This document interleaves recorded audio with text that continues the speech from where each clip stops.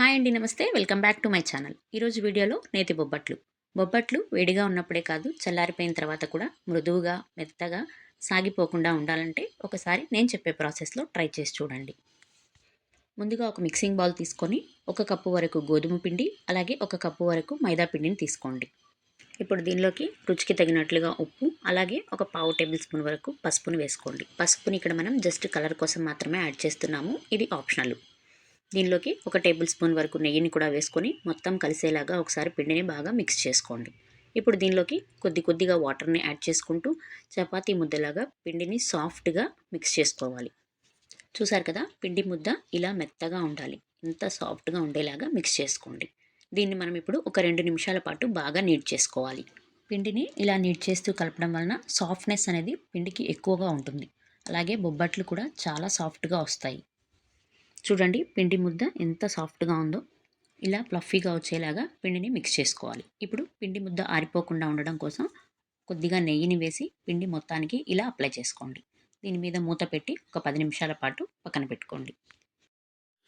ఇప్పుడు మనం స్టఫింగ్ని రెడీ చేసుకుందాం.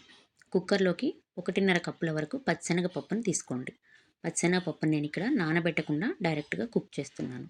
2 సార్లు శుభ్రంగా కడిగి 3 కప్పుల వరకు వాటర్ని యాడ్ చేసుకొని స్టవ్ని మీడియం టు హై ఫ్లేమ్లో ఉంచి 3 to 4 విజిల్స్ వచ్చేంత వరకు కుక్ చేసుకోవాలి. అదే మీరు పప్పుని ముందుగా నానబెట్టుకున్నట్టయితే ఒక 2 విజిల్స్ వచ్చేంత వరకు కుక్ చేసుకుంటే సరిపోతుంది. ప్రెషర్ మొత్తం పోయిన తర్వాత కుక్కర్ మూత ఓపెన్ చేసి చూపిస్తున్నానండి. పప్పు ఇలా మెత్తగా కుక్ అవ్వాలి.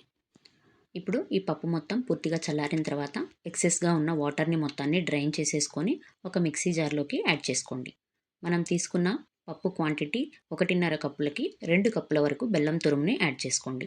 అలాగే ఒక 1/2 టేబుల్ స్పూన్ వరకు సోంపును కూడా వేసుకోండి. ఇక్కడ సోంపు ఆప్షనల్ మాత్రమేనండి, ఇష్టం లేని వాళ్ళు స్కిప్ చేయొచ్చు. ఇలా మెత్తగా పేస్ట్గా మిక్సీ పట్టుకోవాలి. ఇప్పుడు స్టవ్ మీద కడాయిని పెట్టుకొని 1 టేబుల్ స్పూన్ వరకు నెయ్యిని వేసుకోండి. నెయ్యి హీట్ అయిన తర్వాత మనం మిక్సీ పట్టుకున్న మిక్స్చర్ మొత్తాన్ని దీనిలోకి వేసి స్టవ్ని సిమ్లోనే ఉంచి కలుపుకుంటూ ఉండాలి. దీనిలో ఉన్న బెల్లం తురుము మొత్తం కరిగి ఈ పేస్ట్ కన్సిస్టెన్సీ కొద్దిగా లూజ్ అవుతుంది. స్టవ్ని సిమ్లోనే ఉంచుకుని అడుగంటకుండా దగ్గరుండి కలుపుతూ ఉడికించుకోవాలి. ఈ మిశ్రమం మొత్తం పూర్తిగా దగ్గర పడేంత వరకు కుక్ చేసుకోవాలి. ఫైనల్గా ఇది మొత్తం ముద్దలాగా ఫామ్ అయ్యి ప్యాన్ నుండి సపరేట్ అవుతూ ఉంటుంది. అప్పటి వరకు మనం ఇలా మిక్స్ చేస్తూ ఉడికించుకోవాలి. చూడండి, పిండి మొత్తం ఇలా ముద్దలాగా ఫామ్ అవ్వాలి. ప్యాన్ నుండి సపరేట్ అవుతూ ఒకే ముద్దలాగా ఫామ్ అవుతుంది కదా, ఇలా దగ్గర పడేంత వరకు ఉడికించుకోవాలి. ఇప్పుడు దీనిలోకి మనం 1 టేబుల్ స్పూన్ వరకు యాలకుల పొడిని కూడా వేసుకొని మొత్తం ఒకసారి బాగా మిక్స్ చేసుకొని స్టవ్ ఆఫ్ చేసుకొని ఈ మిశ్రమం మొత్తం పూర్తిగా చల్లారేంత వరకు పక్కన పెట్టండి. ఈ మిశ్రమం మొత్తం పూర్తిగా చల్లారిన తర్వాత దీనిలో నుండి కొద్దిగా పిండిని తీసుకుంటూ చిన్న లడ్డూల్లాగా చేసుకొని ఒక ప్లేట్లోకి తీసుకోండి. పిండి మొత్తాన్ని ఒకేసారిగా ఇలా లడ్డూలుగా చేసుకొని ఒక ప్లేట్లోకి తీసుకొని ఉంచండి. ఇప్పుడు మనం ముందుగా మిక్స్ చేసి పెట్టుకున్న పిండిని తీసి ఒకసారి బాగా మిక్స్ చేసుకోండి. పిండి చూసారు కదా, ఇలా సాఫ్ట్గా ఉండాలి. పిండిని ఒకసారి బాగా కలిపిన తర్వాత దీనిలో నుంచి చపాతీ సైజ్ చేసుకునేలాగా ఒక చిన్న పిండి ముద్దను తీసుకోండి. దీనిలో మనం ముందుగా రెడీ చేసి పెట్టుకున్న స్టఫింగ్ బాల్ని పెట్టి బయట ఉన్న పిండితో లేయర్ లాగా వీడియోలో చూపిస్తున్నట్లుగా ఇలా మొత్తం పూర్తిగా కవర్ చేసేయాలి.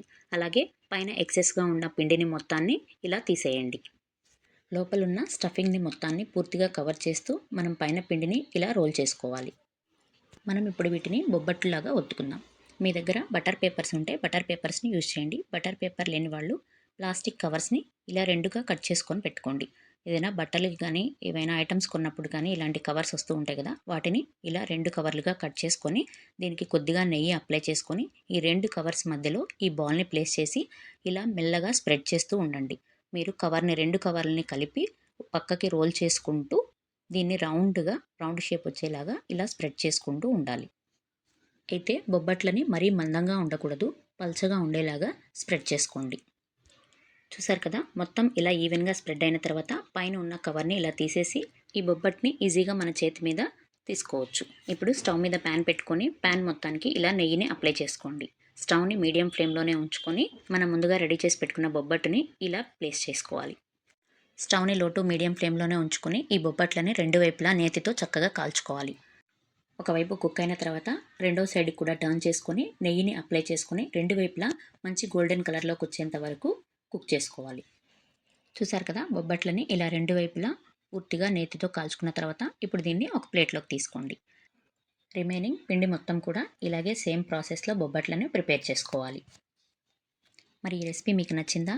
తప్పకుండా మీరు ఇంట్లో ట్రై చేసి ఈ రెసిపీ మీకు ఎలా అనిపించిందో నాకు కామెంట్ చేసి చెప్పండి. వీడియో నచ్చితే లైక్ చేయండి. మరిన్ని మంచి రెసిపీస్ కోసం మన ఛానల్ని ఇప్పుడే సబ్స్క్రైబ్ చేసుకోండి. Thank you for watching.